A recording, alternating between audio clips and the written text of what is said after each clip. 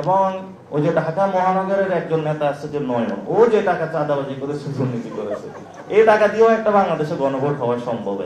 যখন 5 তারিখে ক্যান্টনমেন্টে বিভিন্ন রাজনৈতিক দল গিয়েছিল, তারাও কিন্তু এই জায়গাতে ঐক্যমত, যে গভর্নমেন্ট তারা ফর্ম করবে বা কোনো কিছু, আমরা তো সকল দলকে ঐক্যমত জানিয়েছিলাম যে আপনারা আসেন, আমরা একটা ইউনিটারি গভর্নমেন্ট গঠন করি। সেটা তো তারা একমত হয় নাই। ওই যে আচ্ছা ঠিক আছে, ভবিষ্যতে তারা ইলেকশন করবে, জানে যে সরকার বিভিন্ন বিষয়ে কিছু প্রবলেম হবে, কারণ এই গণ অভ্যুত্থানের পরে একটা জটিল পরিস্থিতির মধ্য দিয়ে কিন্তু আমরা যাচ্ছি। তারা কিন্তু আসলো না, তারা এটা নেগেট করে দিল। এটা খুবই দুঃখজনক, এই রাজনৈতিক দলগুলো যে কাজগুলো করলো।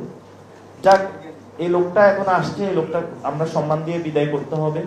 উনি আগের কি গ্রামীণ ব্যাংকে কি কাজ করেছে সেটা বিষয় নয়, উনি পুরো ইন্টারন্যাশনাল একজন সমাদৃত লোক।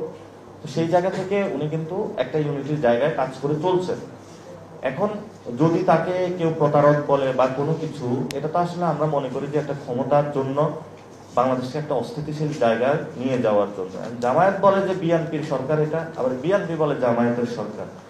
সরকার আছে একটা বিপদে, যে আসলে সে কার, সে পরিচয় তার নাই এখন। এই জন্য আমরা ডক্টর ইউনূসকে বলবো, আপনি যদি আদেশটা জারি করতে পারেন তাহলে আপনার আইডেন্টিটি খুঁজে পাওয়া যাবে, আপনি আসলে জনগণের সরকার হিসেবে নিজেকে প্রতিষ্ঠিত করতে পারেন। আর যদি আপনি এটা না করেন, যদি চুপকে দিয়ে আপনি এই ধরনের কোনো কার্যক্রম করার বাংলাদেশে চিন্তা ভাবনা করেন, তাহলে এটা বাংলাদেশে একটা বড় ধরনের অস্থিতিশীল পরিস্থিতির দিকে যাবে। আমরা কিন্তু চুপ করে হাত দিয়ে বাংলাদেশের এই জুলাই সনদ, পবিত্র সনদের সাইনটা মেনে নিব না। এবং সেই সময় চুপ্পু যদি এই সাইন হয়, তাহলে চুপ্পু বঙ্গভবনে থাকতে পারবে কিনা সেটাও আমরা নিশ্চয়তা বিধান করতে পারবে না। আপনি এই ধরনের আগুন নিয়ে খেলা করবেন না। ভালোভাবে আছেন, ভালোভাবে বিদায় নেন। আমরাও আপনাকে সম্মান করি, আমরা আপনাকে নিয়ে এসেছি, আপনি কাজ করেছেন। এখন আমরা একটা নির্বাচনের ফেজে চলে যেতে চাই।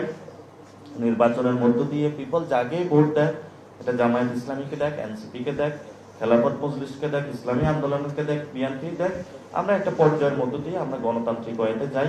কিন্তু সেখানে একটা কথা হয়েছে, সেটা হলো আমরা একটা বাংলাদেশের রিফর্ম অ্যাসেম্বলি চাই, যে অ্যাসেম্বলির মধ্য দিয়ে এই কার্যক্রমগুলো একটি সুষ্ঠু প্রক্রিয়ার মধ্য দিয়ে নতুন ভাবে আমরা বাংলাদেশটা স্টার্ট করতে পারবো। নতুন ভাবে আমি আর জাস্ট 2 মিনিটে শেষ করে দিব কিছু একটা বিষয়। তবে নতুন ভাবে বাংলাদেশে একটা জিনিস এসেছে, ওই সময় মুক্তিযুদ্ধের চেতনার কথা বলে চেতনা ব্যবসায়ীরা বাংলাদেশে এক ধরনের চেতনার ফেসিবাদ কায়েম করেছিল। বাংলাদেশে কিন্তু আবারই ধর্মকে ডিল না করে ধর্মীয় কথা বলে ধর্মীয় ফেসিবাদ কায়েমের প্রচেষ্টা চালিয়ে দেওয়া হচ্ছে। এই ধর্মীয় ফেসিবাদ যদি বাংলাদেশে কায়েম করা হয়, তাহলে আলেম ওলামাদের উপরে বড় ধরনের একটি নির্যাতন নেমে আসবে। আমরা যারা এই কাজটা করতেছেন তাদের কাছে আহ্বান জানাবো, বাংলাদেশে যদি আপনারা ধর্মীয় ফেসিবাদ কায়েম করতে চান, তাহলে সেটা জনগণ কেন আলেমরা এটা আপনাদেরকে ঠেকিয়ে দেবে ইনশাআল্লাহ। আরেকটি বিষয় হলো যে গণভোটের জন্য নাকি বিএনপির থেকে একটি দাবি উত্থাপন করা হয়েছে, যে এটাতে নাকি অনেক টাকা খরচ হবে। এই গণ অভ্যুত্থানের পরে বিএনপির একটা গডফাদার, একটা আসনের একটা লোক যে চাঁদাবাজি করেছে, ওই টাকা দিয়েই তো গণভোট আয়োজন করা যায় বাংলাদেশে। তারা বাংলাদেশের এবং শেখ হাসিনা যে সম্পদগুলো আপনার আমার পকেট থেকে চুরি করেছিল, এই পকেটে এগুলো তো আপনার আমার সম্পত্তি রাষ্ট্রীয় জমাগারে, কোষাগারে জমা হওয়ার কথা। এই জন্য আমরা বিএনপির কাছে আহ্বান রাখবো, আপনারা যেই ধরনের চাঁদাবাজি সন্ত্রাসী বাংলাদেশে কায়েম করেছেন। নতুন বাংলাদেশ গড়তে এলো জুলফিকার স্টিল। জুলফিকার স্টিল, ইস্পাত দৃঢ় অঙ্গীকার। জনগণের টাকা লোপাট করেছেন, এগুলো রাষ্ট্রীয় কোষাগারে ফেরত দিন। আর যদি টাকার প্রশ্ন আসে একটা গণভোট আয়োজন করতে, যে টাকা যাবে এটা আপনাদের একটা আসনে।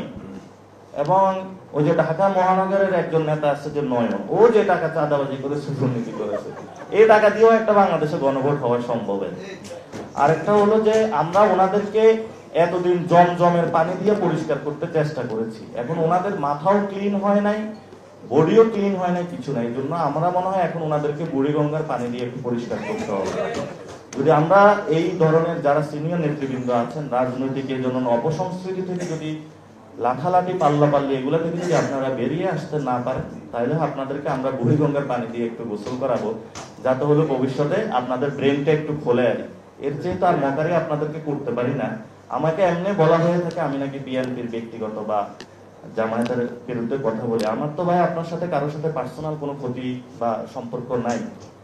এখন আমি এখানে রাজনীতি করতে আসছি, আমাদের এখনো ছোট বয়স, আমাদের এখনো মাথা আমরা কারো কাছে বিক্রি করি নাই। ফলত আমরা সত্য কথাগুলা বলতে পারি। এই জন্য সত্য কথাগুলা বলি। তুষার ভাই এখানে বলেছেন, আপনারা অনেক আলেম ওলামা এখানে বলেছেন, আপনাদের কাছে আমাদের একটা এনসিপির পক্ষ থেকে নিবেদন থাকবে, আপনারা কি বিএনপিতে যান নাকি হলো চরমনাই হুজুরের দলে গেলেন, না জামায়াতে গেলেন, না এনসিপি গেলেন, এটা আমাদের বড় বিষয় না।